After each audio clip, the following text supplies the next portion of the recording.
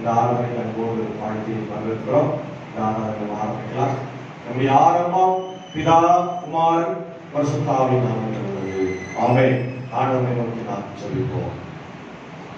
சர்வ வல்லமையும் மிகுந்த இரக்கமும் கிருபை நிறைந்ததானவரே, எங்கள் ராஜாவே ராஜாவே கர்த்தாவே கர்த்தாவே, எங்களுக்காக கல்வாரி சிலுவையில் மரித்த ரத்தம் சிந்தி எங்களை மீட்டுக் கொண்டவரே, பரிசுத்த ஆவியானவரே, வார்த்தையினால் சாக்கிரமத்தினால் எங்களை ஒவ்வொரு நாளும் வழிநடத்தி வருகிற தேவனே ஸ்தோத்திரிக்கிறோம்.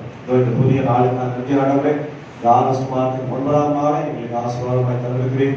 கடந்த முறை 8 நாட்களும் திரும்பியா எங்களை காத்து வழிநடத்தினேன். எங்களுக்கு வந்த ஆபத்து, விபத்து, நாசம், மோசம், வியாதி, பலவீனம் எல்லாவற்றையும் எங்களை காத்திருக்கிறேன். நன்றி ஆண்டவரே.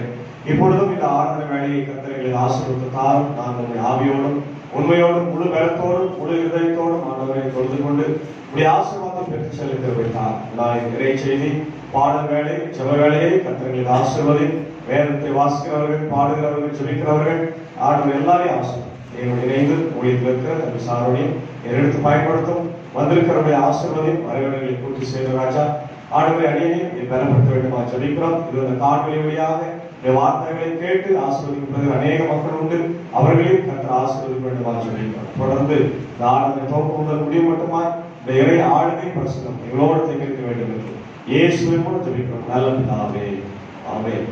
காலை நேரத்தில் நாம் ஆண்டவரை துதிக்கும்படியாக 113வது ஞான பாடலை பாடுவோம். உன்னதமான மகாராஜாவான சீர் சிறந்த இயேசுவே என்ற 113வது ஞான பாடலை பாடி தேவனை நாம் மகிமைப்படுத்துவோம்.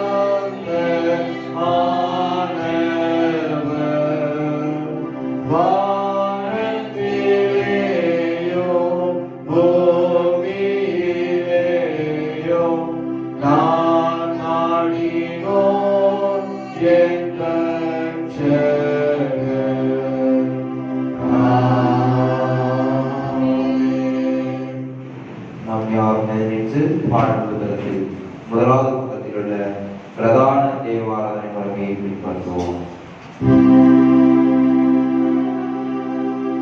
நமது ஆரம்பம் பிதா குமாரன் பரிசுத்தாவின் நாமத்தில் உள்ளது.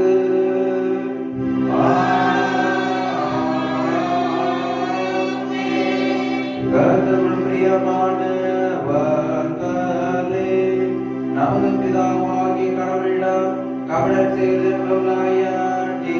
சேர்ந்து நமது பாவங்களை அவர் அறிக்கையிட்டு அவைகளை மன்னிக்க நமது இரட்சகராகிய இயேசு கிறிஸ்துவின் நாமத்தில் அவரை கெஞ்சி கேட்போம் வாருங்கள். நமது சகாயம் கர்த்தருடைய திருநாமத்தில் உள்ளது.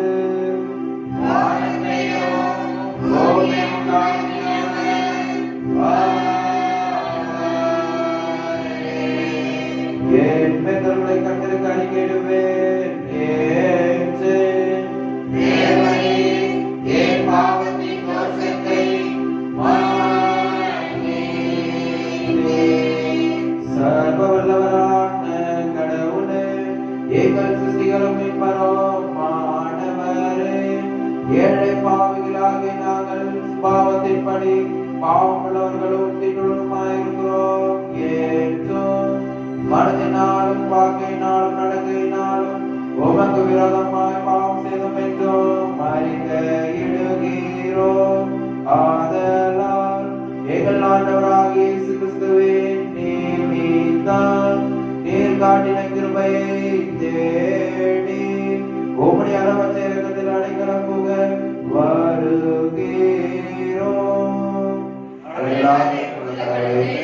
மீட்கும்படி மறுக்கப்பட்ட ஒரு ஒரே பேரான குமார் நிமித்தம் எங்களுக்கு எங்கள் பாவங்களை எல்லாம் மன்னித்தருளும். உமது கிருபையினால் நாம் நித்திய ஜீவனை சுதந்திரித்துக் கொள்ளும்படி உம்மையும் சிறுத்தாகிற மெய்யான உடைய அசத்துமையான கீழ்ப்பட்டிருக்கிறோம். பரிசுத்த ஆவியை கொண்டு என் இதயங்கள் அதிகப்பட்டதை நினைத்து எங்கள் ஆண்டவராகிய இயேசு கிறிஸ்துவின் மூலமாக வேண்டிக் கொள்கிறோம் கர்த்தாவே. ஆமென். சர்வ வல்லவரான பரமபிதாவாகிய கடவுள் நமக்கு இறங்கினார். அவர் தமது ஒரே பேரான குமாரனை நமது பாவங்களுக்காக மனதிற்கு ஒப்புக்கொடுத்து அவர் நிமித்தம் நமது பாவங்களை மன்னிக்கிறார். அவர் நாமத்தில் விசுவாசங்களும் கடவுளின் பிள்ளைகளாகும்படி அதிகாரம் கொடுத்து அவர்கள் நமது பரிசுத்த ஆவியை தந்ததாக வாக்குத்தத்தம் பண்ணினார். விசுவாசமுடைய ஞானத்தினால் பெற்றோர் ரட்சிக்கப்படுவார். கர்த்தாவே அனைவருக்கு கிருபை செய்தருளும்.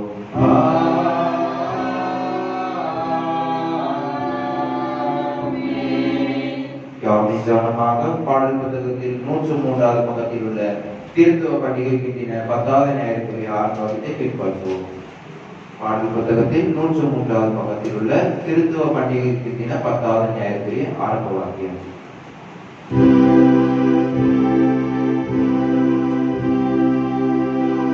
நானோ கடவுள் நோக்கி கூப்பிடுவேன், யெகோவா என்னை ரட்சிப்பார்.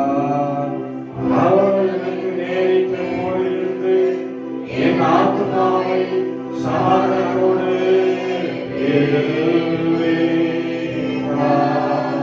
ஆதி முதலாய் வீற்றிருக்கிற கடவுள் கேட்டு அவர்களை தாழ்த்தி விடுவார்.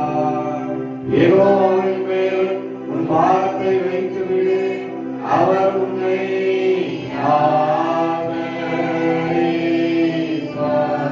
கடவுளே என் வேண்டுதலுக்கு செவிசாய் தாரோடும், என் விண்ணப்பத்திற்கு மறை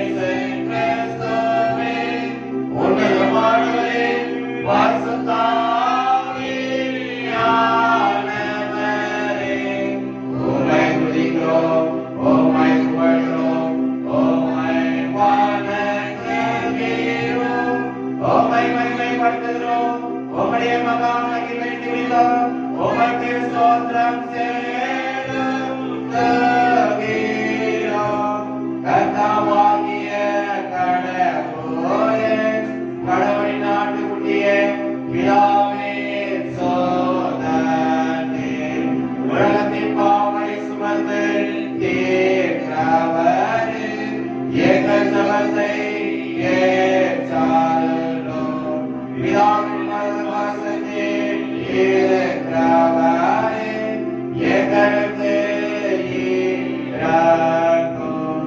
இயேசு கிறிஸ்துவே உம்முடைய பிதாவே மகிமையிலே பரிசுத்த ஆவியுடன் நீர் ஒருவர்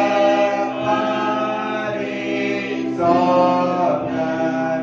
நீர் ஒருவர் ஆண்டவர். நீர் ஒருவர் உன்னதமானவராயிருக்கிறீர். ஆமென். கர்த்தர் உங்களோடு இருப்பாராக. அவர் உங்கள் ஆவியோடு இருப்பாராக. பிரார்த்தனை செய்வோமாக. கிருபையுள்ள கடவுளே, முக்கியமான மன உருக்கத்தையும் நீட சாந்தத்தையும் காட்டுகிறதினால் உமது சர்வ வல்லமை விளங்க பண்ணுகிறீர். நீங்கள் உமது கற்பனைகளின் படியால் ஓடிக்கு அருளின வாக்குத்தத்தங்களை பெற்றுக் கொள்ளவும் உமது பரம செல்வத்திற்கு பங்குள்ளவர்களாகவும் எனக்கு வேண்டிய கிருபை அளிக்க வேண்டும் என்று உமோடும் பரிசுத்த ஆவியோடும் ஏக கடவுளாய் இன்றைக்கு பிழைத்து ஆண்டு கொண்டிருக்கிற மதுகுமாரனாகிய நாதர் இயேசு கிறிஸ்துவின் மூலமாய் உம்மை வேண்டிக் கொள்ளுகிறோம்.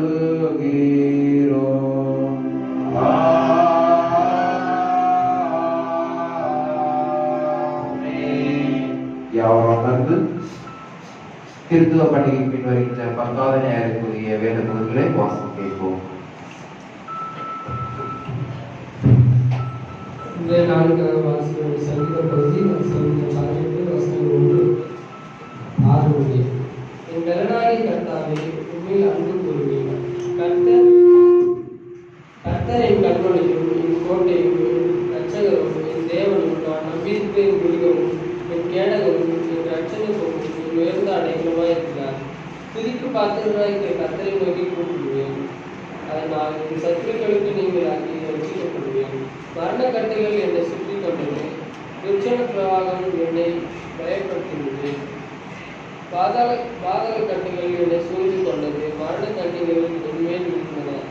எனக்கு உண்டான நெருக்கத்தில் கர்த்தரை நோக்கி கூப்பிட்டேன். என் தேவனை நோக்கி அபயமிட்டு தனது ஆலயத்திலிருந்து என் சத்தத்தை கேட்டார். என் கூப்பிடுதல் அவர் சன்னதியில் போய் அவர் செவிகள் ஏறிச்சு. இதற்காக வாசியோடு சங்கீதத்தில் வாசிக்கிறார்.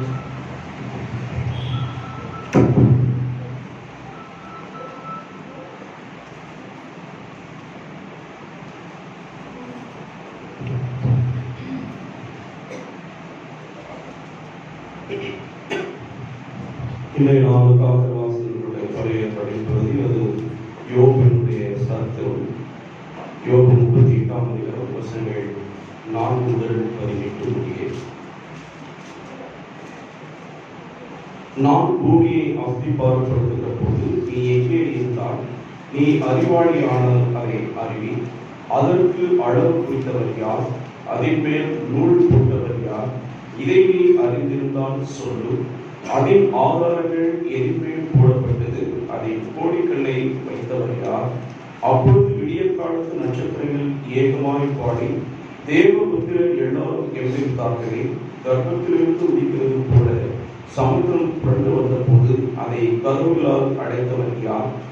மேகத்தை அதற்கு வஸ்திரமாகவும் இருளை அதற்கு புடவையாகவும் நான் உடுத்தின போதும் நான் அதற்கு எல்லையை குறித்து அதற்கு தாழ்பால்களையும் கதவுகளையும் கொண்டு இம்மட்டும் வா, மிஞ்சி வராதே, உன் அலைகளின் பெருமை இங்கே அடங்க கடவுது என்று நான் சொல்லுகிற போதும் நீ இங்கே இருந்தாய். துஷ்டங்கள் பூமியிலிருந்து உதவி போடப்படும்படிக்கு அதன் கடையாந்தரங்களை பிடிக்கும் பொருட்டு உன் ஜீவ காலத்தில் எப்போதாவது நீ விடிய காலத்திற்கு கட்டளை கொடுத்து அருணோதயத்துக்கு அதன் இடத்தை காண்பித்தது உண்டோ? பூமி முத்திரையிடப்பட்ட களிமண் போல் வேறு ரூபம் கொள்ளும். சகலமும் வஸ்திரம் தரைத்திருக்கிறது போல் காணப்படும். துன்மார்க்கரின் மொழி அவர்களை விட்டு ஏற்படும். மேட்டிமையான புயம் முடிக்கப்படும். நீ சமுத்திரத்தின் அடித்தளம் மட்டும் பொறுத்து ஆழத்தின் அடியில் உலாவினதுண்டோ? மரண வாசல்கள் உனக்கு திறந்ததுண்டோ? மரண இருளின் வாசல்களை நீ பார்த்ததுண்டோ? நீ பூமியின் விசாலங்களை ஆராய்ந்து அறிந்ததுண்டோ? இவைகளை எல்லாம் நீ அறிந்திருந்தால் சொல்லும் என்றார் என்பதுவே இன்றைய நாளுக்காக வாசித்த பழைய படிப்பதை வாசித்து முடிந்தாயிற்று.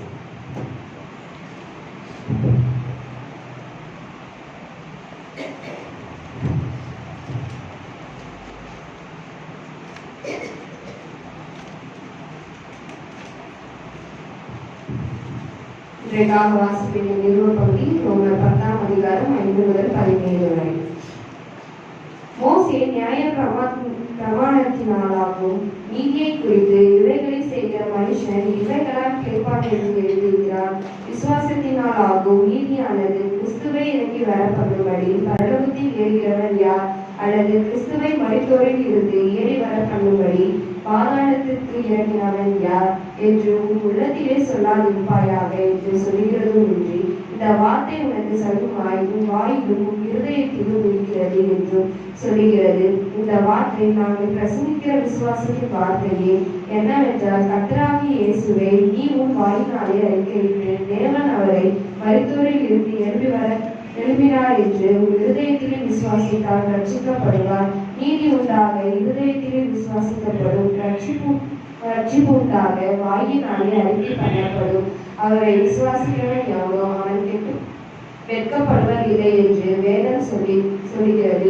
யூதன் என்றும் கிரேக்கன் என்றும் வித்தியாசமே இல்லை.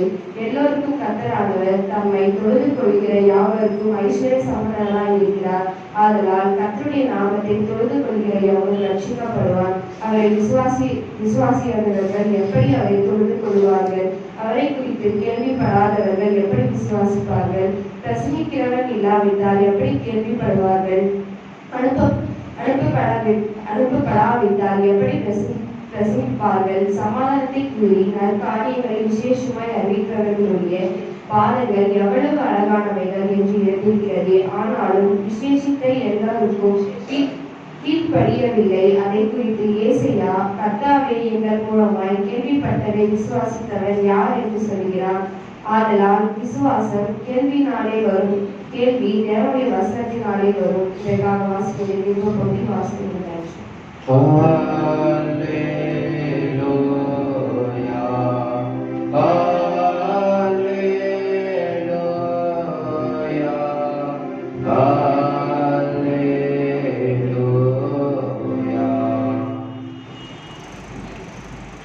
வாசிக்க வேண்டிய சுவிசேஷ பகுதி மத்தேயு 14ஆம் அதிகாரம் வசனங்கள் 22 துவங்கி 33 முடிய வாசிக்க கேட்போம். ஆண்டவரே உமக்கு மகிமை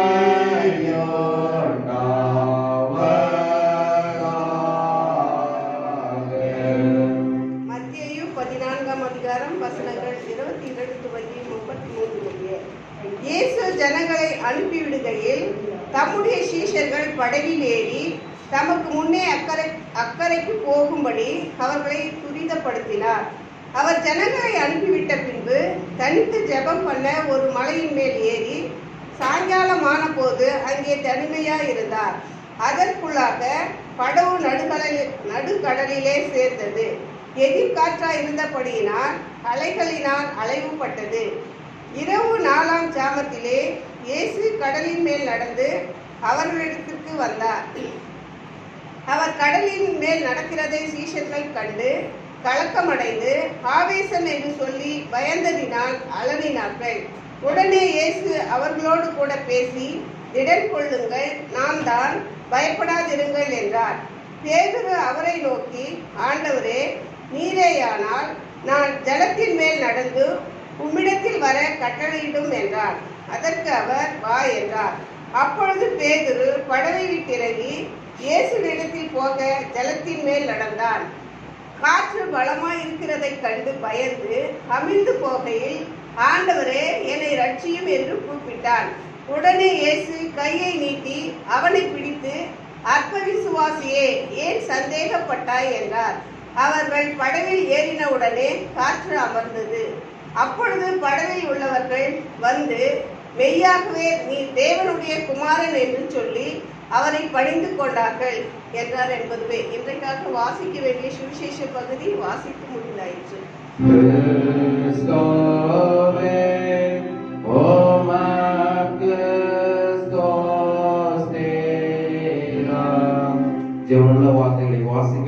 நம்முடைய விசுவாசத்தை அப்போஸ்தல விசுவாச பிரமாணத்தின் மூலம் பயபக்தர் அறிக்கை செய்வோம். பரலோகத்தையும் உலகத்தையும் படைத்த சர்வ வல்ல பிதாவாகிய கடவுளை விசுவாசிக்கிறேன். அவருடைய ஒரே பேரான குமாரனும் நம்முடைய ஆண்டவருமாகிய இயேசு கிறிஸ்துவை விசுவாசிக்கிறேன். இவர் பரிசுத்த ஆவியினால் கர்ப்பத்தில் பவித்து கன்னிகையாக பிறந்து பொதுவிழாத்தில் பாடுபட்டு சிலுவையில் அறைந்து மரித்து அடக்கம் பண்ணப்பட்டார். பாதாளத்தில் இறங்கி மூன்றாம் நாள் மருத்துவருக்கு உயிர்த்தெழுந்தார். பரலோகத்தில் ஏறி சர்வ வல்ல பிதாவாகிய கடவுளுடைய வலது பாசம் வீற்றிருக்கிறார். அவரிடத்திலிருந்து உயிருள்ளோரையும் மற்றவரை நியாயத்திற்க வருவார். பரிசுத்த ஆவியை விசுவாசிக்கிறேன். பொதுவான பரிசுத்த கிறிஸ்தவ சபையும் பரிசுத்த ஐக்கியமும் பாவ மன்னிப்பும் சரீர உயிர்த்தெழுதலும் நித்திய ஜீவனும் என்று விசுவாசிக்கிறேன். ஆமென். யாவரும் கர்த்தருடைய நாமத்தை மகிமைப்படுத்த பாடல் புத்தகத்தில் 392வது பாடலை ஞான பாடலை பாவ சஞ்சலத்தை நீக்க பிராண சிநேகிதர் உண்டு என்ற ஞான பாடலை யாவரும் சேர்ந்து பாடுவோம்.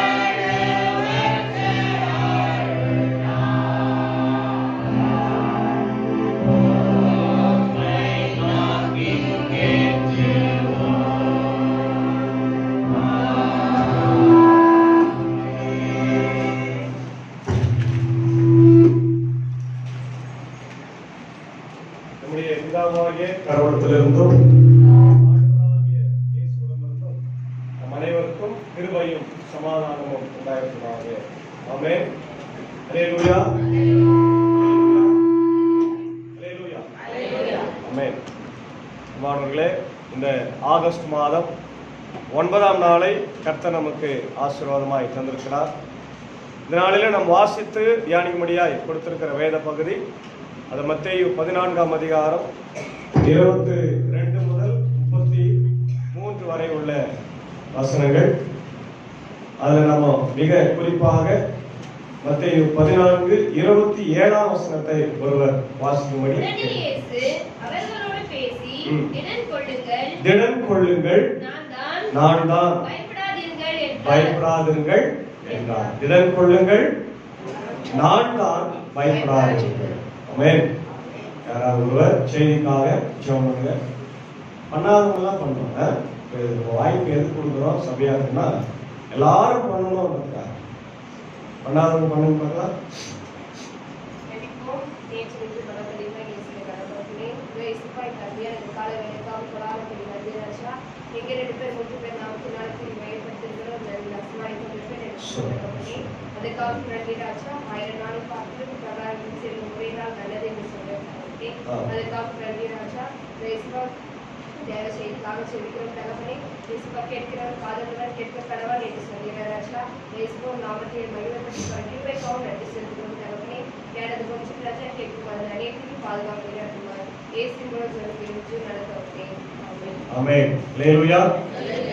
தேவனுடைய பிள்ளைகளை 9ஆம் நாள் ஆகஸ்ட் மாதத்துல கடவுள் நமக்கு ஆசீர்வாதமாய் தந்திருக்கிறார். கடந்த வாரத்தினுடைய தொடர்ச்சி தான் இந்த வாரமும் நமக்கு தியான பகுதியாக பிரசங்க பகுதியாக தரப்பட்டது. கடந்த வாரம் என்ன பார்த்தோம்? இயேசு ஆண்டவர் நம்முடைய வயிற்று பசியையும் தீர்க்கிறார், ஆவிக்குரிய பசியையும் தீர்க்கிறார். பிரசங்கம் பண்றாரு.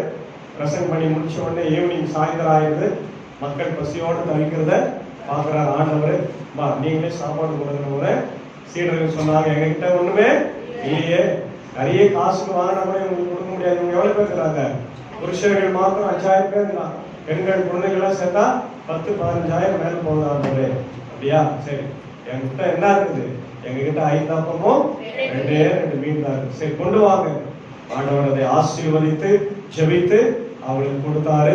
அவங்க பந்தி உட்கார வைத்து சாப்பிட்டவர்கள் புருஷர்கள் மாத்திரம் 5000 பேர். அவ்வளவு அன்னைக்கே சொன்ன கணக்கு போட்டு பார்த்தா குறைந்தபட்சம் 15,000 பேருக்கு மேல சாப்பிட்டு இருப்பாங்க அப்படின்னு சொல்றாங்க. அப்போ ஆண்டவர் ஆவிக்குரிய உணவை மட்டுமல்ல, நம்முடைய சரீரத்திற்கு தேவையான உணவையும் தருகிறவர். அதனால இன்னைக்கு நம்ம உயிரோடு இருக்கோம் இல்லையா? எத்தனையோ நாள் நம்ம கிட்ட காசு இல்லாம இருந்திருக்கலாம், எதுவுமே இல்லாம இருந்திருக்கலாம். ஆனால் ஆண்டவர் நம்மள பத்னியா விடவே இல்லை. ஏன்னா அவர் நம்மளை அதிகமா நேசிக்கிறார். அல்லேலூயா.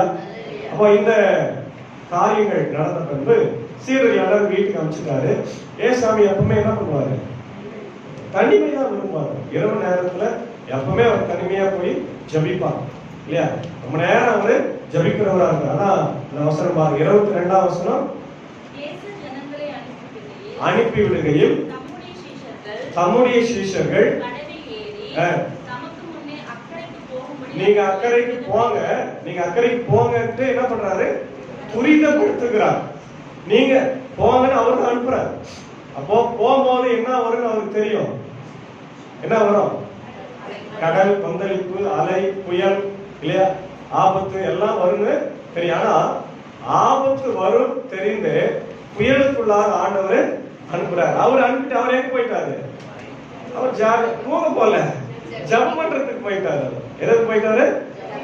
அவர் போய் எங்க தூங்குறாரு? அவர் தூங்க முடியுமா? சங்கீதம் 121 என்ன சொல்லுது? சிறுவேளை காக்கிறவர் ஒருவரும் இல்லை, அவர் தூக்குமே. அவர் தூங்குன நம்ம எல்லாம் மொத்தமா நிரந்தரமா தூங்கிட்டோம் இல்லையா? அவர் தூங்குறவரு இல்ல, அவர் கண் இமை போல நம்மள காக்கிறவர். அல்லேலூயா. அப்ப அவர் ஜபிக்கிறதுக்கு போறார். Is a man of prayer. அதான் அவர்கிட்ட நம்ம ஆண்டவர்கிட்ட நிறைய விஷயங்களை கத்துக்கலாம். அதுல முக்கியமான ஒரு விஷயம், அவரு தனிமையை விரும்பினாரு இல்லையா? 2வது ஜபிக்கிறத அதிகமா விரும்பினார். பிதாவோடு அதிகமா அவர் உறவுல இருக்கிறார். இதெல்லாம் நமக்கு ஒரு சின்ன சின்ன கருத்தா இருந்தாலும் ஒரு பெரிய பாடமா நமக்கு இருக்கு. நம்ம கூட தனிமையா ஜெபம். இப்போ சர்ச்சில் இதுக்கு பேர் கார்பரேட் வர்ஷிப் நம்ம எல்லாரும் சேர்ந்து தொழுகை செய்யறோம். யூனிட்டியா ஒரே குடும்பமா, பல பல குடும்பமா இருந்தாலும் உள்ள ஒரே குடும்பமா பல பேர் சேர்ந்து நம்ம செய்யறோம். இதே வீடுகள்ல ஜெப ஊட்டத்துல அங்க ஒரு குடும்பம், பொறுப்பாளர்கள் கொஞ்சம் பேர், சமையல் கொஞ்சம் பேர் செய்யறோம் இல்லையா? இப்ப தனிப்பட்ட நீங்க குடும்ப ஜெபத்துல என்ன பண்ணுவீங்க? கணவன் மனைவி பிள்ளைங்க எல்லாம் உட்கார்ந்து ஜெபம் பண்ணுவீங்க. இதை விட இன்னொன்னு இருக்குது, தனிமையா நீங்க ஜெபம் பண்றது ரொம்ப ரொம்ப அவசியம். தனிப்பட்ட ஜெபம் ரொம்ப ரொம்ப அவசியம். அது நம்ம நிறைய நேரத்துல நம்ம அதற்கு முக்கியத்துவம் தருவதில்லை. ஏன்னா நேரம் இன்மை காரணம், வேலைக்கு போனோம் இல்லையா, அதுக்கு போன சாப்பாடு செய்யணும், அது அப்படி இப்படி நம்ம செய்யறோம். ஆனா அதுல கூட நீங்க ஒரு நிமிஷம் 2 நிமிஷம் என்ன பண்ணணும்? தனிமையா ஆண்டவரோடு நீங்க உறவா. அப்போ நம்முடைய வாழ்க்கை இன்னும் ஆசீர்வாதமா இருக்கும். நம்முடைய ஜெபத்துக்கு ஆண்டவர் பதில் தருகிறவரா இருக்கிறார். ஆமென்.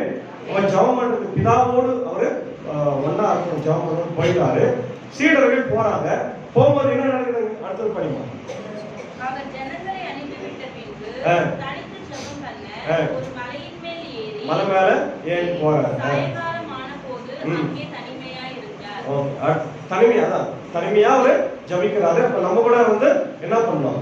தனிமையா இருந்து ஜெபம் பண்றதுக்கு முயற்சி செய்ய வேண்டும். அதான் ஏசாமி மத்தேயு 6ஆம் அதிகாரத்தில் சொல்வார், நீ ஜெபிக்கும் போது, நீயோ ஜெபம் பண்ணும் போது என்ன பண்ணணும்? அறை வீட்டை பூட்டிக்கொண்டு பிரே. யாருக்கும் கேட்க கூடாது. சத்தமா பண்ண வேண்டிய அவசியம் இல்ல. உன்னுடைய வார்த்தைகள் உனக்கு ஆண்டவருக்கு மட்டும் என்ன பண்ணா போதும், தெரிந்திருந்தா போதும். ஏன்னா அன்னைக்கு இருந்த பரிசேயர்கள் சதுசேயர்கள் என்ன பண்றாங்க? தெருக்களிலே நின்று, வீதியிலே நின்று சத்தமா என்ன பண்றாங்க? ஆமாப்பா ஜெபம் பண்றாங்க. தேவையில்லாத வார்த்தைகளினால அலம்புறாங்க. அது ஆண்டவருக்கு விருப்பம் இல்லை, பிதாவாகிய கடவுளுக்கும் விருப்பம் இல்லை இல்லையா? உன்னுடைய ஜெபம் சுருக்கமா இருக்கட்டும், அதே நேரத்துல ஆண்டவரோடு இருக்க வேண்டும் என்று. அடுத்தது இவங்க ஏசாமி மலை மேல போங்க, சும்மா லிப்ட வச்சிருக்கிறாரு, சரக்கு போயிருக்கு. அவர் நடந்து போறதுக்கு எத்தனை மணி நேரம் ஆகும்? 2-3 மணி நேரம் மேல போயிட்டு அவர் அங்க போறாரு. இவங்களும் படகு, அது கெனசரேத்து கடல், அது கடல்னு சொல்லலாம், கடலோட சேர்ந்த ஒரு ஏரின்னு சொல்லலாம். கொஞ்சம் ஆழமான பகுதிக்கு போயிட்டாங்க. போகும்போது என்ன ஆயிடுச்சு? இரவு நேரம் வந்தாயிடுச்சு. ஏற்கனவே அவர் அனுப்புறதை எத்தனை மணிக்கு அனுப்புறாரு? சாயங்காலம் இருட்டினதுக்கு அப்புறம் தான் அனுப்புறாரு. சாப்பிட்டு எல்லாம் முடிக்கிறதுக்கு இருட்டு ஆயிட்டுதான் இல்ல, சாப்பாடே சாயந்தரம் தான் கொடுக்குறாரு. இப்போ இருட்டு ஆயிட்டு பிறகு அனுப்புறாரு. அவங்க போறாங்க. போகும்போது என்ன நடக்குது? எதிர்காற்று. அதெல்லாம் கவனிங்க. இப்ப நம்ம சும்மா சைக்கிள்ல வண்டியில எல்லாம் போகும்போது காத்து நம்ம எதிர அடிக்கும் போது வண்டி ஓட்ட முடியாது, இழுத்துன்னு போகும்.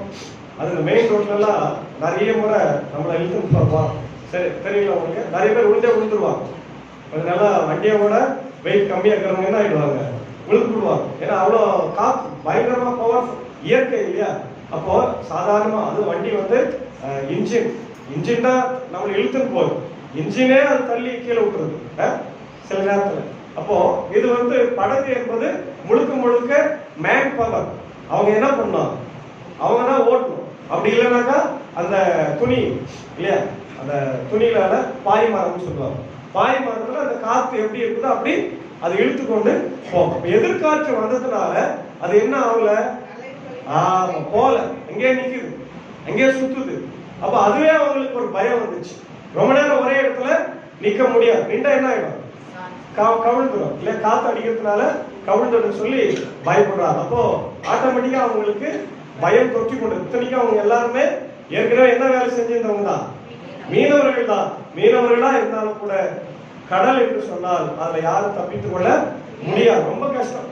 ரொம்ப தப்பிக்கிறவங்க ஒரு சில நீங்களா நம்ம பாக்குறோம். இன்னைக்கு எவ்வளவு மெக்கானிசம் வந்துச்சு, எவ்வளவு அறிவியல் வளர்ச்சி வந்துச்சு.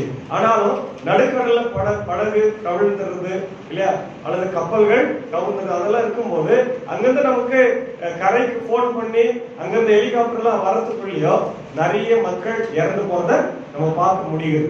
இப்ப இன்னைக்கு அறிவியல் வளர்ச்சி நடக்கின்ற இந்த காலத்திலேயே அப்படி இருக்குதுன்னா, ஏசாமியுடைய காலம் அறிவியல் வளர்ச்சி இல்லாத காலம். அவங்க யாரு கூப்பிடுவாங்க? இரவு நேரத்துல பக்கத்துல யாரும் மீன் பிடிச்சிருந்தாதான் ஒரு வாய்ப்பு உண்டு. அதுவும் இல்லைன்னு சொன்னா யாரையும் கூப்பிட முடியாது. ஆபத்து உதவுறதுக்கு பக்கத்துல யாரும் இல்ல. முன்னே ஏசாமி படகுல கீழே என்ன பண்ணியிருந்தாரு? தூய் நின்றார், போய் எழுப்பிட்டு வந்தாங்க. இப்ப யாரும் எழுப்புவாங்க? யாருமே இல்லை. என்னடா பண்றதுன்னு அவங்க ஃபுல்லா பயந்துட்டாங்க. திகில் வந்துச்சு, உயிர் பயம். எல்லாருக்கும் அந்த பயம் வரும். மனுஷனா பிறந்தாக்கா உயிர் மேல எல்லாருக்கும் ஆசை உண்டு, எல்லாருக்கும் பயம் உண்டு. நம்ம எல்லாருமே எல்லாத்தையும் நம்ம ஒத்துக்குவோம். ஆனா நீ செத்துருப்பானா ஒத்துக்குவோமா? நான் ஏன் சாகிறேன், நான் எதுக்கு சாகணும் அப்படின்னு தான் நம்ம கேள்வி கேட்போம் இல்லையா? சாகறதுக்கு நம்ம யாருமே தயாரா இல்ல. ஆனா எல்லாருக்கும் ஒரு நாள் மரணம் வந்தே தீரும் இல்லையா? சீடர்கள் அதுக்கெல்லாம் பார்த்து ஏசாமி அந்த நேரத்துல அவங்க இல்லைன்னு சொன்ன உடனே பயந்துட்டாங்க. புயல் காற்று வீசுது, தண்ணி அலை அடைக்குது இல்ல, எதிர்காற்று, இதெல்லாத்தையும் பார்க்கும் போது இன்னொரு பெரிய அதிர்ச்சி அங்க நடக்குது. என்ன வாசிங்க? 4ஆம் ஜாமம் அப்படின்னா அவங்க 4 ஜாமமா பிரிச்சிருக்கிறாங்க. அதுல 4ஆம் ஜாமம்ன்றது 3 மணிலிருந்து 6 மணிக்குள்ள, ஏறக்குறைய 3 மணிக்கு அவங்க போயிட்டு இருக்கிறாங்க. அவ்வளவு நேரம் அவங்க டிராவல் பண்ணி போயிட்டு இருக்கிறாங்க. அது விடிகிற நேரம், 3ல இருந்து 6 விடிகிற நேரம். அவங்க ரோமர்களுடைய அந்த டைம் அந்த 4th வாட்ச் அப்படின்னுவாங்க, 4வது ஜாமம், அந்த 3 to 6 அந்த வேளையில அவங்க போயிருக்கிறாங்க. அப்ப என்ன நடக்குதுங்க? ஏசாமி எங்க எதுல நடந்து வராங்க? கடல் மேல நடக்கிறாங்க. நம்ம எல்லாம் பூமி மேல தான் நடக்குவோம். ஏசாமி கடல் மேலே நடந்து வரார். அல்லேலூயா. ஏன்னா அவர் அற்புதங்களை செய்கிறவர். அவருக்கு இயற்கை குழந்தை மாறி, இயற்கை நாய்க்குட்டி மாறி. படுத்துனா படுத்துக்கிறோம், அமைதியாகனா அமைதியாகும் இல்லையா? அது எப்படி நாய்க்குட்டி நம்ம கண்ட்ரோல் பண்றோமோ அது போல இயற்கையை கண்ட்ரோல் பண்றவர், இயற்கையை தன்வசம் வைத்திருப்பவர் ஆண்டவராகிய கடவுள். அதான் நம்ம பார்க்கணும் இல்லையா? யோனா 1ஆம் அதிகாரத்துல பாத்தீங்கன்னா யோனாவை ஆண்டவர் எங்க அனுப்புறாரு? நினைவேக்கு அனுப்புறாரு. அவர் எங்க ஓடுறாரு? நேர ஆப்போசிட் தர்சீசுக்கு ஓடுறாரு. விட்டாரா? நம்மள கூட விட மாட்டார். நீங்க உங்களை அனுப்புற இடத்துக்கு நீங்க போறனா ஆண்டவர் பிரியமா இல்லைன்னா திருப்பி அங்க இழுத்துன்னு வருவார் இல்லையா? அவன் யோனா ஓடும் போது அங்க என்ன ஆகுது? கடல் கொந்தளிக்கிறது. இதே போலதான். அப்ப அவங்க எல்லாம் அவங்க கிட்ட சொல்றாங்க, அவங்க கடவுளை வேண்டிக்குங்க, நாங்க இப்ப பேர் எழுதி சீட்டு எழுதி போட போறோம். யார் பேருக்கு வருதோ அவங்க தான் தப்பு செஞ்சாங்கன்னு நாங்க என்ன பண்ண போறோம்? கடல்ல தூக்கி போடுறோம். அப்போ கடல்ல என்பது ஆபத்து நிறைந்ததாக நம்ம பார்க்கிறோம். இன்னைக்கும் ஆபத்து நிறைந்ததா இருக்குது. அது போல அப்போஸ்தலர் 27ஆம் அதிகாரம் 13ல இருந்து 25ல பாத்தீங்கன்னா பவுலடிகளார் ஒரு புயலை சந்திக்கிறார். அவர் ஊழியத்துல அவருடைய கப்பலும் சிக்கிக்கொண்டு நிறைய சேதமாகி ஒரு தீவுல போய் அவரு உட்கார்ந்து அங்க ஆண்டவர் அவர் கூட இருக்கிறத. அதனால ஏசாமி சொல்றாரு யோவான் 16:33ல, யோவான் 16:33ல வாசிங்க. என்னிடத்தில் உங்களுக்கு சமாதானம் உண்டாயிருக்கும் பொருட்டு இவைகளை உங்களுக்கு சொன்னேன். உலகத்தில் உங்களுக்கு உபத்திரம் உண்டு. எல்லாம் கவனிங்க. உலகத்திலே நமக்கு என்ன உண்டு? உபத்திரம் உண்டு. ஆனாலும் திடன் கொள்ளுங்கள்.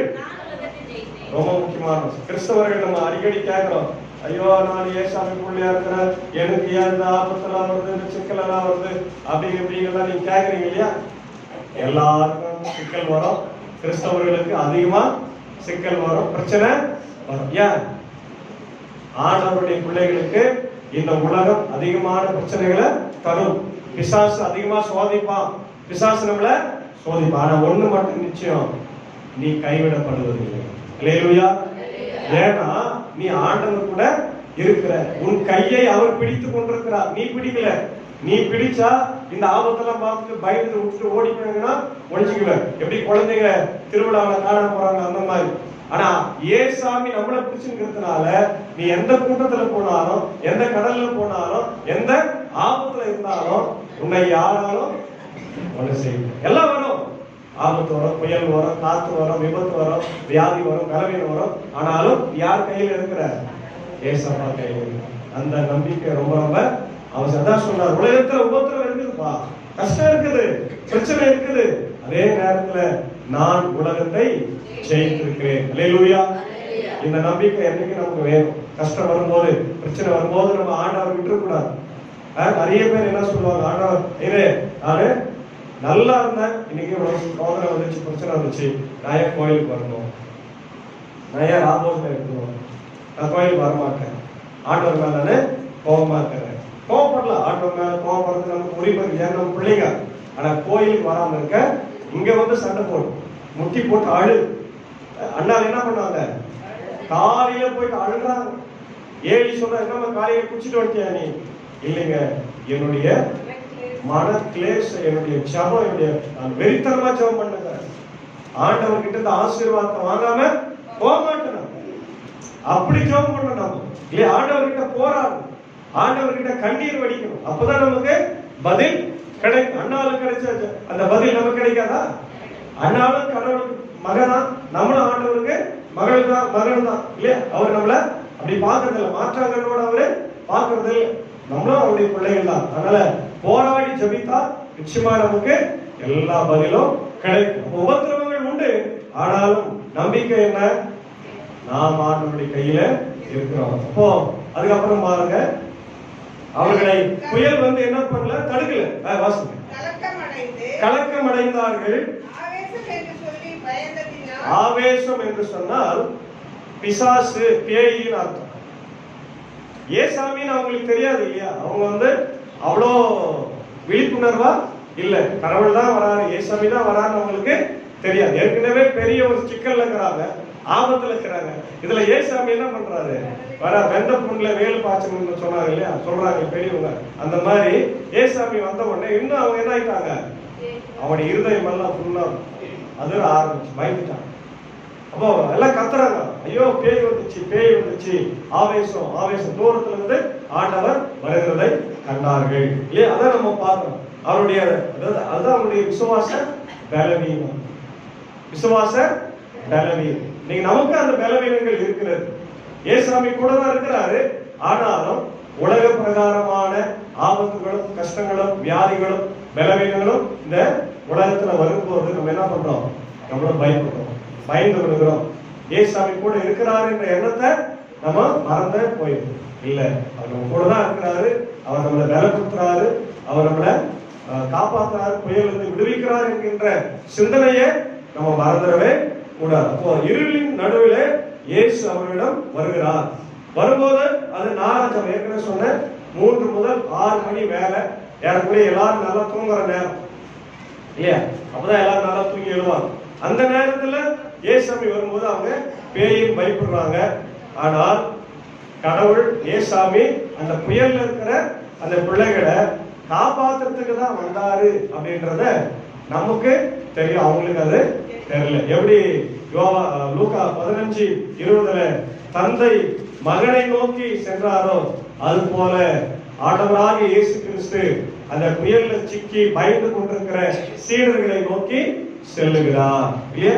சங்கீதம் 34:18. சங்கீதம் இருதயம் நொறுங்குண்டவர்களுக்கு கர்த்தர் சமீபமாய் இருக்கிறார். நறுங்குண்ட ஆவி உள்ளவர்களை. அப்ப இருதயத்துல சோர்வு ஏற்படும் போது, நம்மளுக்கு ஒரு சோர்வு இல்லையா, ஒரு பலவீனம், ஒரு பயம் ஏற்படும் போது ஆண்டவர் வந்து என்ன பண்றாரா, நம்மள தேற்றுகிறார். அதே போல யோவான் 14ஆம் அதிகாரத்துல முதல் வசனத்துல பாத்தீங்கன்னா, உங்கள் இருதயம் கடவுளிடத்தில் விசுவாசமா இருக்கிறீர்களே, என்னிலும் இருங்கள் இல்லையா அப்படின்னு சொல்றாரு. ஏன்னா ஆண்டவருடைய அந்த இருப்பு தன்மையை சொல்றாரு. ஏன் நீங்க பயப்படுறீங்க, ஏன் உங்களுடைய இருதயத்தை நீங்க சோர்வடைய விடுறீங்க? கவலைப்படாதீங்க, நான் இருக்கிறேன்பா, நான் போறதும் வர்றதும் உங்களுக்காக தான். உங்களுக்காக தான் நான் போக போறேன், உங்களுக்காக தான் வந்தேன், உங்களுக்காக தான் ஒரு ஸ்தலத்தை ஆயத்தம் பண்ண போறேன். அதனால நீங்க பயப்படாது, உங்க இருதயம் கலங்கவே கூடாதுன்னு சொல்றார் இல்லையா? அடுத்தது ஏசாயா 43:2 படிக்கிறோம். தண்ணீர்களை கடக்கும் போதும் நான் உன்னோடு இருப்பேன், நீ ஆறுகளை கடக்கும் போதும் அவைகள் உண்மேல். ஆமா, தானியேல் புத்தகத்துல நம்ம 1ஆம் தேதி பார்த்தோம், நெருப்புல இருந்து ஆண்டவரை காப்பாத்தினாரு, இங்க தண்ணீர்ல இருந்து காப்பாத்தினார். அதுக்கு உதாரணம் என்ன சொல்லலாம், இஸ்ரவேல் மக்கள் ஏற்கனவே செங்கடல் வழியா போனாங்க, தரையில நடந்து போனாங்க, அதுக்கப்புறம் யோர்தான் நதியை கடந்து வராங்க. ஆண்டவர் அவங்க கூடவே இருந்து அவர்களை பாதுகாத்தார், வழி நடத்தினார். அல்லேலூயா. ஏற்கனவே உங்களுக்கு நான் சொல்லியிருக்கிறேன், ஞாபகம் இருக்குதா இல்லையா தெரியல. வேளாங்கண்ணி ஆலயம் எப்படி உருவானது தெரியுமா? இந்த வரலாறு போய்க்கிட்டீங்களாங்க? போறீங்க வரீங்க, ஆனா அதெல்லாம் படிக்க மாட்டீங்க. அதெல்லாம் படிக்கணும். எப்படி உருவாச்சு, எதனால உருவாச்சு. அங்க ஒரு போர்த்துகீசிய ஒரு பிசினஸ் மேன் இந்தியாவுக்கு பிசினஸ் எங்கேயோ வராரு, போயிருக்கிறார் கடல்ல. அப்போ பெரிய இதே போல புயல் வந்து அவருடைய கப்பலை என்ன ஆச்சு, சூழ்ந்து கொண்டார். அவர் கிறிஸ்தவர், அவர் ஜெபம் பண்றாரு, ஆசி கிறிஸ்தவர் அவரு. அதனால அவர் ஜெபம் பண்றாரு, ஆண்டவரை நோக்கி ஜெபம் பண்ணும்போது, ஆண்டவரே இந்த புயல் மத்தியிலிருந்து எங்களை காப்பாற்றினீங்கன்னா இந்த கப்பல் எங்க போய் நிக்குதோ அந்த கடற்கரையில நானும் உமக்கு ஒரு ஆலயத்தை கட்டுவேன் ஜெபம் பண்றாரு. அதே போல அந்த ஜெபம் கேட்கப்படுகிறது. அந்த போர்த்துகீசிய கப்பல் வந்து எங்க வருது? நாகப்பட்டினம் மாவட்டத்துல வேளாங்கண்ணி என்ற இடத்துல வந்து நிக்குது. அங்கதான் அந்த ஒரு தேவாலயத்தை கட்டினாரு என்பது வரலாறு. இப்போ கடவுள் கடல்ல வருகிற ஆபத்துனாலும் சரி, வழியில வர்ற ஆபத்துனாலும் சரி, சாலையில வர்ற ஆபத்துனாலும் சரி, அவர் உத்தரவு இல்லாம நம்ம ஒண்ணுமே நடக்காது, ஒண்ணு நடக்காது. அதனால எதை பற்றி நம்ம கவலைப்பட வேண்டிய அவசியம் இல்லை. தண்ணீர் மேல நடந்தாலும் சரி, அது நம்ம மேல புரளுவது இல்லை. அதான் ஆண்டவர் சொல்ல. இதெல்லாம் வந்து ஏற்கனவே சொல்லப்பட்ட வசனங்கள். இதெல்லாம் வந்து இயேசுவை பிறக்கிறதுக்கு முன்னாடி சொல்லப்பட்டது. இன்னைக்கு அவருடைய வாழ்க்கையில நிறைவேறியது, நம்முடைய வாழ்க்கையிலும் நிறைவேறி கொண்டிருக்கிறது. அல்லேலூயா. ஆமென். அடுத்து சொல்றாரு, அவருடைய பயத்தை நீக்குகிற ஆண்டவர் தைரியப்படுத்துறார். மத்தேயு 14:26-27. கடலின் மேல் நடக்கிறதை சீஷர்கள் கண்டு கலக்கமடைந்து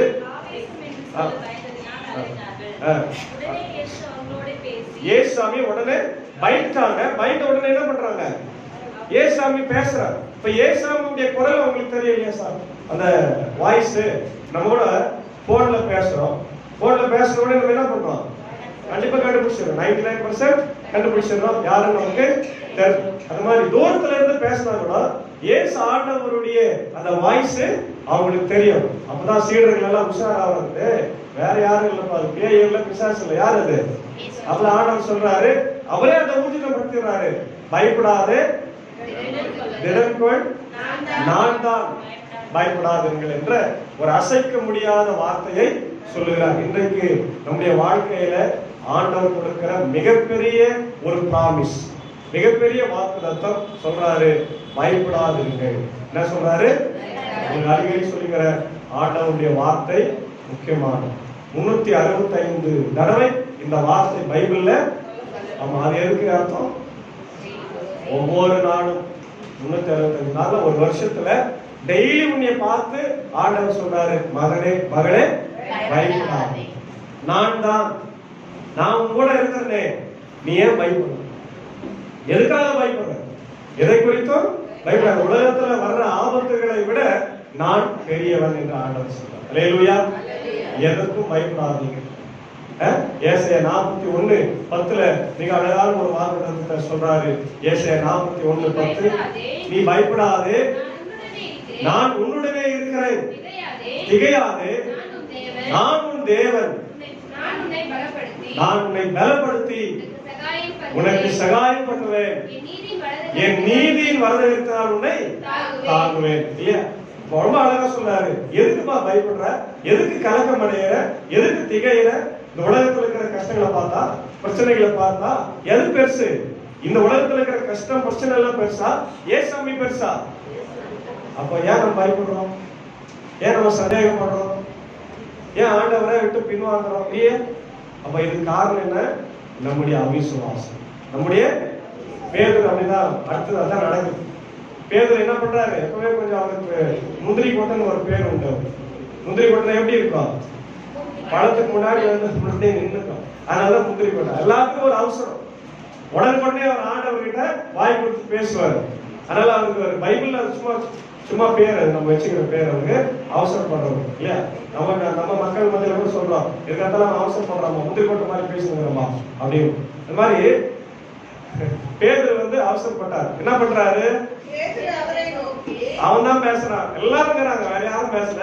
அவன் தான் என்ன சொல்றான்? ஆண்டவரே, நீர்தான் நானும் என்ன பண்றேன், நீ மட்டும் என்ன நடக்கிறது, நான் கூட கட்டளை அவன் கேட்கிற அந்த ஆசை நல்லதான், தப்பு இல்ல. ஆனா நீ போகும்போது எப்படி போகணும், போறிய கேட்கும் போது ஆர்வமா கேட்கணும் நம்ம கூட. ஆனா அந்த வாழ்க்கையில பெற்றுக்கொள்வதற்கு நமக்கு என்ன வேணும், நீ நம்பணும். நீ கேட்டுக்கொண்டதை நான் பெற்றுக்கொண்டேன் என்று என்ன பண்ணணும், விசுவாசிக்கவில்லை என்றால் உனக்கு நடக்காது.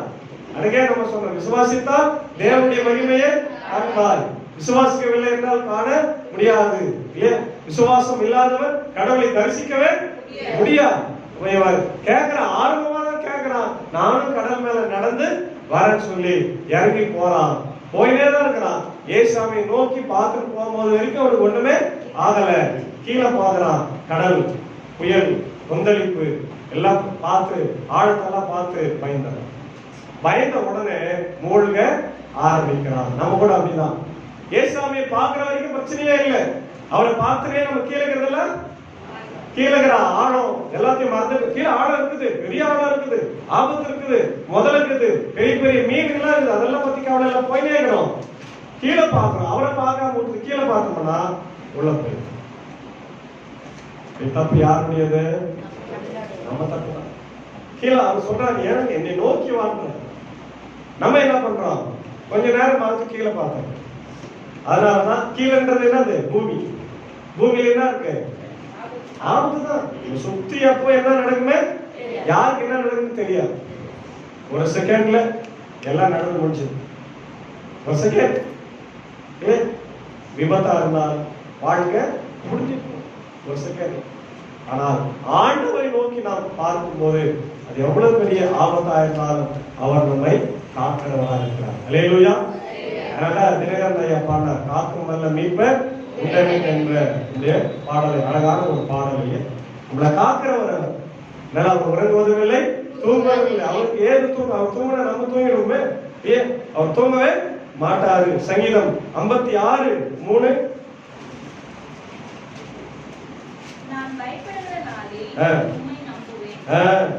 நான் பயப்படுகிற நாளில் யாரை நம்பணும், இயேசுவை நம்பணும், கடவுளை நம்பணும், மனிதர்களை அல்ல. 2 தீமோத்தேயு 1:7. 2 தீமோத்தேயு எப்படி கொடுத்திருக்கிறாரா, பயமுள்ள ஆவியை தராமல் பலமும் அன்பும் தெளிந்த புத்தியுள்ள ஆவியை, எது தப்பு எது சரி அப்படின்னு நம்ம தெரிந்து கொள்ளுகின்ற ஆவியை நமக்கு என்ன பண்ணிருக்கிறாரு. அப்படி இருக்கும்போது நீ ஏமா பயப்படுற, நீ உலகத்தை பார்த்தா பயந்துருவ, நீ ஆண்டவரை பார்த்து கொண்டு போ, உடைய முகத்தை பாரு. இன்னைக்கு எது அவருடைய முகம், கடவுளுடைய வேதம், பரிசுத்த வேதாகம், இதுல அவர் இருக்கிறார். இத படி, இத படிச்சுட்டு நீ வாழ்க்கையில நடந்து போ, இத பார்த்துட்டே போ, இதன் வழியில போ, உனக்கு பயமே வராது. இந்த கையிலே வச்சுக்கோ, இருதயத்துல வச்சுக்கோ. அன்னைக்கு இஸ்ரவேல் மக்களுக்கு ஆண்டவர் சொன்னாரு, உன்னுடைய இருதயத்துல வச்சுக்கோ, உன் வாயிலே இருக்கட்டும், கையில கட்டிக்கோ, வீட்டுல எழுதி வை, நிலைக்கால எழுதி வை. இல்லையா? இத சொன்னதெல்லாம் நம்ம கேட்கிறோமா? இல்லவே இல்லை. எல்லாத்தையும் நம்ம கையில வச்சுக்கிறோம். ஆனா கடவுளுடைய வார்த்தைய வைக்கிறதுல மறந்து போயிடும். அடுத்தது பாரு, இப்ப பேதுரு என்ன பண்றாரு, நமக்கு ஒரு முன்மாதிரியா இருக்காரு. 2த்துக்கு முன்மாதிரி என்ன, முதல்ல விசுவாசத்துக்கு முன்மாதிரி, விசுவாசத்தோட போறாரு. 2வது அவிசுவாசத்துக்கு அவர் தான் முன்மாதிரியா இருக்கிறார். அப்போ நம்ம பேதுருவை எதுல பின்பற்றணும், விசுவாசத்துல பின்பற்றணும், அவிசுவாசத்துல பின்பற்ற ஆசை. அடுத்த பகுதி, அவனை பிடித்து அற்ப விசுவாசியே. அப்ப அவன் என்ன பண்ணுகிறான், ஆண்டவருக்கு தெரிந்து அவன் சந்தேகப்பட்ட, பூமியை கீழே பார்த்து ஐயோ ஆழமா இருக்குதுன்ட்டான். பக்கத்துல இருக்கிறவர் ஏசாமியை மறந்துட்டான். இதுதாங்க நம்ம கூட செய்யறது. ஏசாமியை பார்த்துட்டு போயிட்டே இருப்போம், ஆபத்து வந்த உடனே அவர் இருக்கிறதே, ஆண்டவர் இருக்கிறதே மாறும் இல்லை, அவர் நம்ம கூட தான் இருக்கிறார், எதிர்ப்புதான் இருக்கிறாரு, போயிட்டே நீ கீழே பார்க்காது.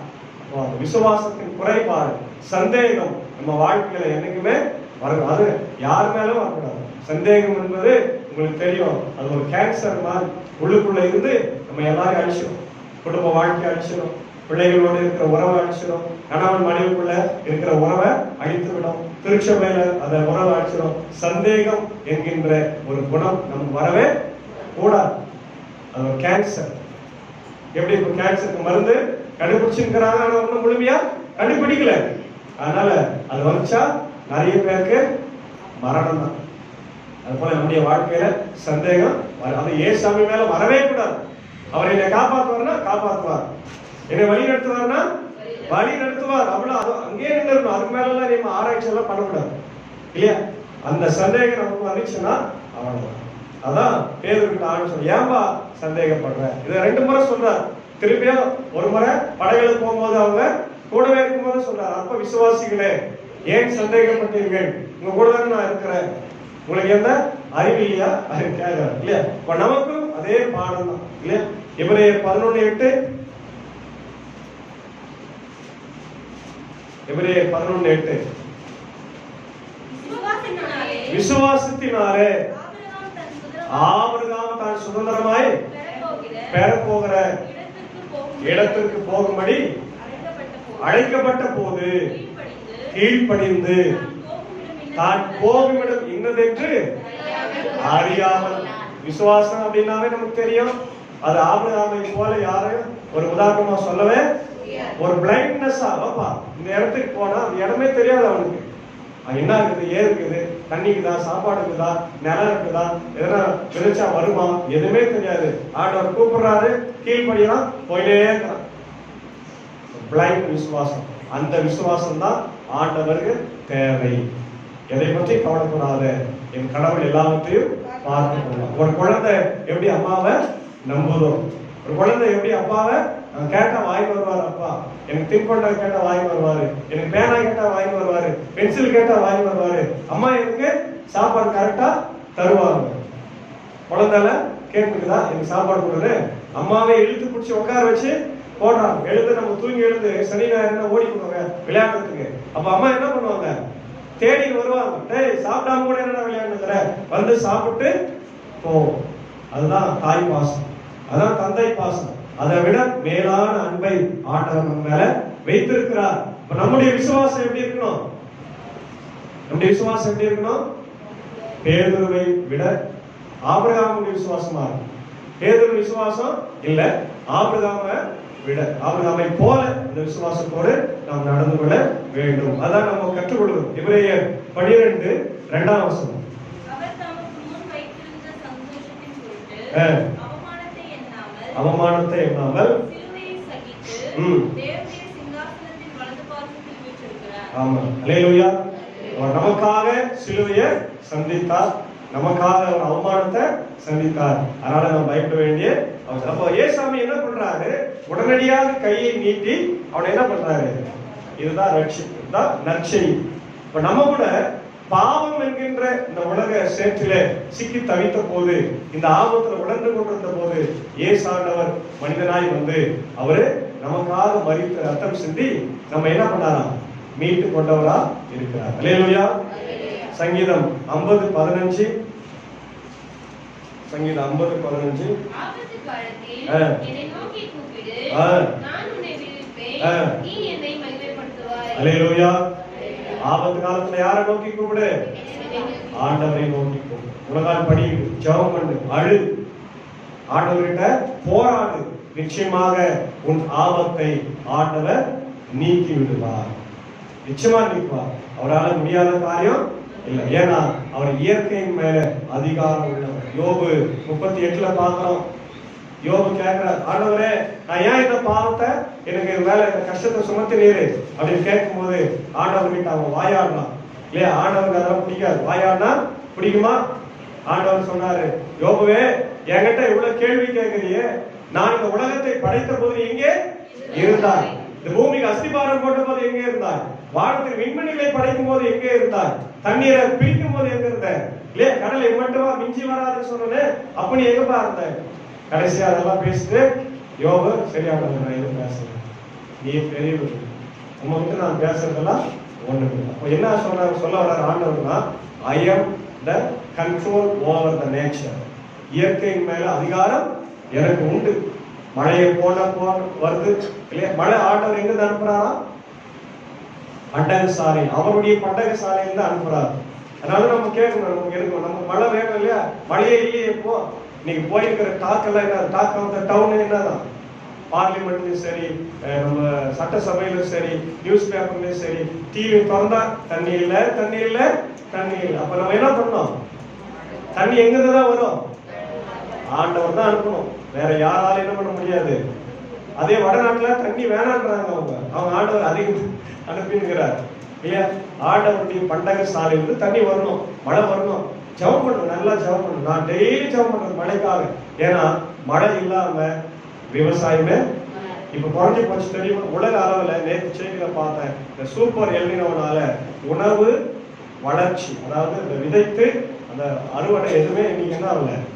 அப்படியே போனா நமக்கு கிடைக்க வேண்டிய நெல், கோதுமை, சோளம், மக்காச்சோளம், கம்பு, தானிய வகைகள் எதுவுமே தான் ஆயிடும். எதை சாப்பிடுறது? மண்ணை சாப்பிட முடியுமா? மணலை சாப்பிட முடியுமா? யோசித்து பாருங்க. அதுக்காக நம்ம என்ன பண்ணோம்? ஸ்பெஷல் பிரேயர் பண்ணோம். மாதிரி நீங்களாம் உட்காந்து ஜெபம் பண்ணோம். கண்ணீரோடு ஜெபித்தாதான் நமக்கு மழை வரும். அவ்வப்போ அங்கங்க வருது, அது பத்தாது. நம்முடைய நிலத்தடி நீர் அதிகமாகணும். நம்முடைய நாம் வளர்க்கிற கால்நடைகள் அதிகமா பால் தரணும், நல்லா இருக்கணும். நம்ம வியாபாரம் நல்லா இருக்கணும்னா ஜெபம் பண்ணணும். ஏன்னா இன்னைக்கு 60% விவசாய மக்கள் மழையை நம்பிதான் இருக்கிறாங்க. அதனால அதுக்காக நம்ம தொடர்ந்து ஜெபிக்கணும். எரேமியா 33:3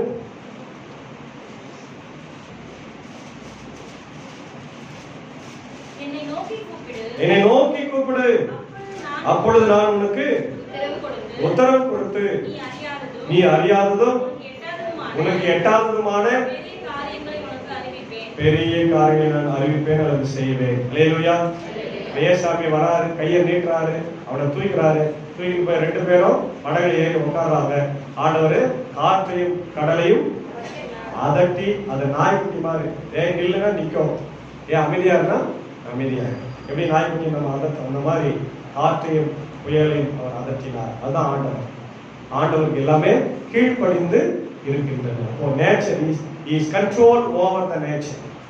இயற்கையின் மேல சகல அதிகாரத்தையும் அவருக்கு கொடுத்திருக்கிறார், ஆண்டவர் கொடுத்திருக்கிறார். அதனால அவர் மேன்மை உள்ளவர், வல்லமை உள்ளவர். அதனால நம்ம எதற்கும் பயப்பட வேண்டிய அவசியம். அதனால தாவீது சொல்றார் சங்கீதம் 18 முதல் வசனம், கர்த்தரே கோட்டை, அரண், நம்பிக்கை வைத்திருக்கிற துர்கம், கண்மலை, ஒரு வரிசையா சொல்லே. இதெல்லாம் மீறி இருக்க எந்த ஆபத்தும் வரப்போறதில்லை. இல்ல அவரே துணையா கேடகமா இருக்கிறார். அதனால நம்புவோம், இயேசுவை நம்புவோம், அவரை மட்டும்தான் நம்புவோம், மனிதனை அல்ல. கீழே பார்க்க வேண்டிய அவசியம் இல்ல. நம்ம இருக்கிற உலகம் ஆபத்தானதுதான், கீழே ஆழமானதுதான், பள்ளம் நிறைந்ததுதான், உள்ள என்ன இருக்குன்னு நமக்கு தெரியாது. ஆனா இயேசுவை நோக்கி போங்க, நிச்சயமா நமக்கு விசுவாச வாழ்க்கை உண்டு, ரட்சிப்பு உண்டு. அப்படி நம்ம கீழே விழுந்தா கூட அவர் என்ன பண்றாரு? கையை கொடுத்து தூக்கி விடுகிறார். அல்லேலூயா. எனவே அந்த ஆண்டவரோடு நம்ம வாழ்க்கையில பயணம் செய்ய தூய ஆவியானவர் இதனால் நமக்கு உதவி செய்து காப்பாராக. ஆமென். எல்லாத்துக்கும் மேலான தெய்வீக சமாதானம் தேவனின் சிந்தனைகளை கிறிஸ்து இயேசுவில் காத்துக்கொள்வாராக. ஆமென். எழுந்து நின்று சொல்லுங்கள்.